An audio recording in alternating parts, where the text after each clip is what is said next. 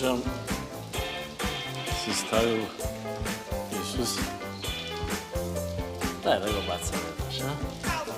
Da sveća. Знаеш дека може да бидам незгоден.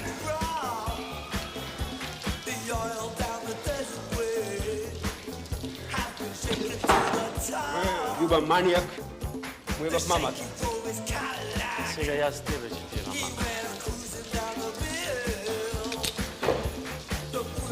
Мрзам и се зае.